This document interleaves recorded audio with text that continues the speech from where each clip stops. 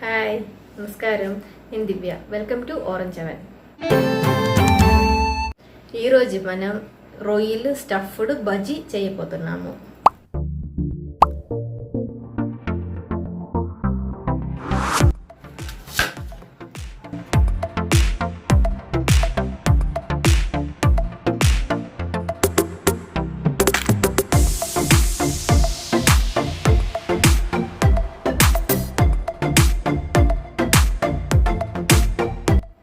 చాలా variety dish అండి, కానీ టేస్ట్ మాత్రం సూపర్గా ఉండదు. ఎలా చేయాలో మీరు చూడండి. మనం నీట్గా వాష్ చేసి పెట్టిన రొయ్యలు అండి ఇది. దీన్ని ఉడకబెట్టాలి. ఫస్ట్ కొంచెం ఉప్పు అలాగే కొంచెం పసుపు కూడా వేసి ఉడకబెట్టబోతున్నాము. దీన్ని కొంచెం బాగా మిక్స్ చేయండి.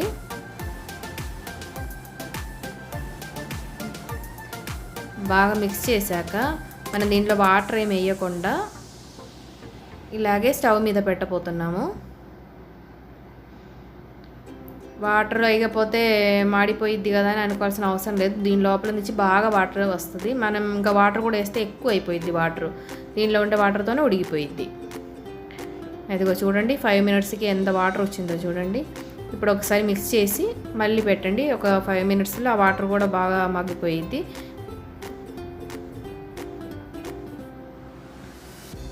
అది ఉడికిపోయింది. మనం తీసి పక్కన పెట్టాము. ఇప్పుడు మనకు కావాల్సిన బజ్జీ మిర్చీలు రెడీ చేసుకోవాలి.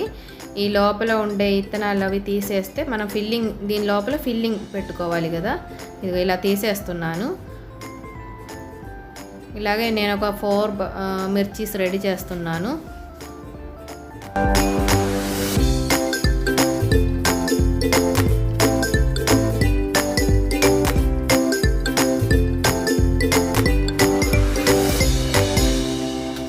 దానికి కావాల్సిన మసాలా కోసము ఉల్లిపాయలు, ఒక 2 ఉల్లిపాయలు కట్ చేస్తాను. కొంచెం చిన్న ముక్కలుగా చేయండి. మనకి లోపల ఫిల్లింగ్ కాబట్టి కొంచెం చిన్న చిన్న ముక్కలు ఉంటే బాగుండదు. మిరపకాయ లోపల ఫిల్ చేయాలి కదా, అందుకని ఒక పచ్చిమిర్చి కూడా తీసుకుంటున్నాను. కొంచెం చిన్న ముక్కలుగా అది కూడా కట్ చేస్తున్నాను.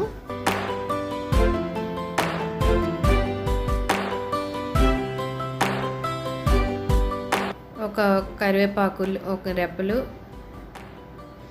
ఇప్పుడు ఈ మసాలా కోసం ఒక 2 స్పూన్ ఆయిల్ వేస్తున్నాను. దానిలోకి మనకు కట్ చేసి పెట్టిన ఉల్లిపాయ, పచ్చిమిరపకాయలు అలాగే కరివేపాకు కూడా వేస్తున్నాను. దానికి కావాల్సిన మసాలాలు కారం, ఒక 1/2 స్పూన్ జాలు, అలాగే కొంచెం 1 స్పూను ధనియా పొడి, కొంచెం పసుపు, అలాగే కొంచెం ఒక 3/4 స్పూను గరం మసాలా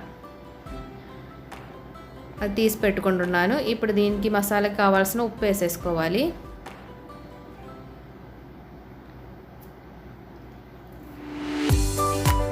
ఇప్పుడు ఒక 2 నిమిషాలు బాగా వేగనివ్వండి. ఆ లోపల మనం ఒక టొమాటో కూడా కట్ చేసి పెడదాము.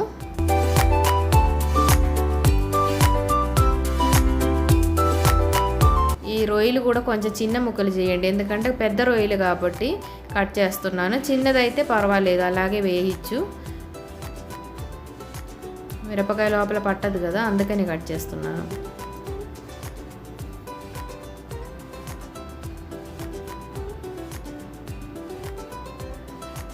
ఇదిగో మన ఉల్లిపాయలు సగం వేగిపోయింది. ఇప్పటికి మనం మసాలా వేసుకోవచ్చు. ఈ పొడిలన్నీ వేసేసి దానికి కొంచెం పచ్చివాసన పోయేదాకా వేయించుకోవాలి. వేయించాక మనం అల్లం వెల్లుల్లి పేస్ట్ వేయచ్చు. 1 స్పూను చాలు. అది కూడా కొంచెం బాగా వేయించాక టొమాటోలు వేస్తున్నాము.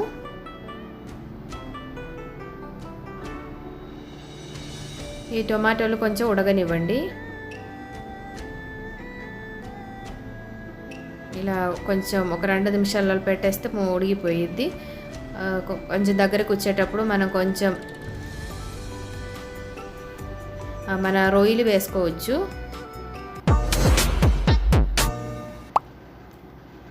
కొంచెం మిరియాల పొడి వేస్తున్నాము, 1/2 స్పూను. లాస్ట్లో మనం ఒక 1/2 స్పూను సోంపు, దంచిన సోంపు వేసుకోవాలి.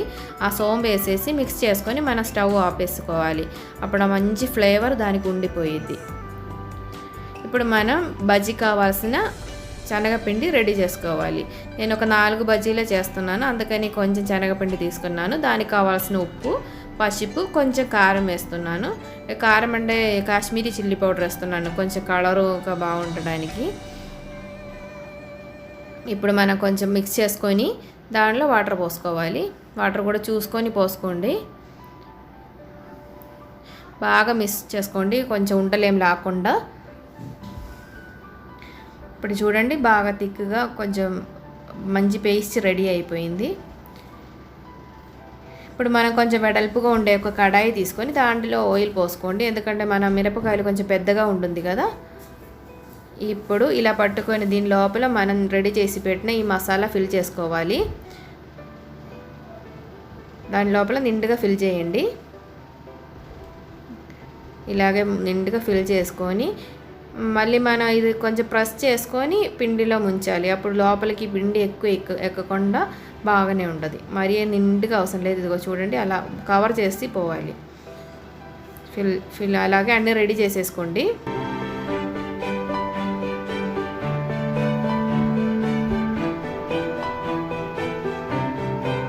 ఇప్పుడు మనం నేను తీసి పెట్టిన బౌల్ కొంచెం చిన్నది అయిపోయిందండి. మీరు కొంచెం పెద్ద బౌల్ తీసుకోండి.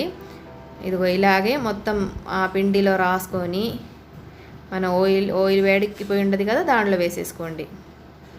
జాగ్రత్తగా వేయండి, జాగ్రత్తగా. ఇలాగే మనం అన్నీ ఫ్రై చేసుకోవచ్చు. ఆ తర్వాత నేను అది కట్ చేసి చూపిస్తాను. రెండు వేస్తున్నాను. ఇది 2 ఫ్రై అయ్యాక మిగిలేది 2 కూడా ఫ్రై చేద్దాము. ఇదిగో మనం ఒకటి ఫ్రై అయిపోయింది, ఇది కూడా రెడీ అయిపోయింది. మిగిలేదు ఇది 2 కూడా రెడీ చేస్తున్నాను. ఇదిగో మన బజ్జీలు రెడీ అయిపోయింది. ఇప్పుడు ఇది కట్ చేసి చూద్దాం ఎలా ఉందో.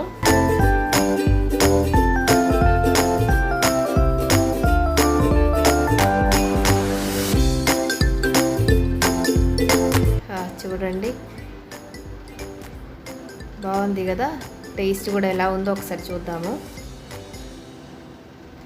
బాగా వేడిగా ఉంది.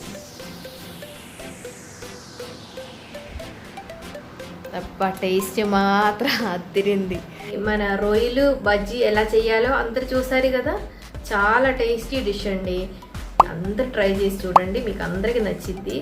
ఆ టేస్ట్ కాంబినేషన్ సూపర్. ఎక్కువ నేను చెప్పట్లేదు, కానీ మీరంతా ట్రై చేసి చూడండి. అందరు హెల్తీగా ఉండండి, హ్యాపీగా ఉండండి. Thanks for watching. Orange 7 continues. Bye bye.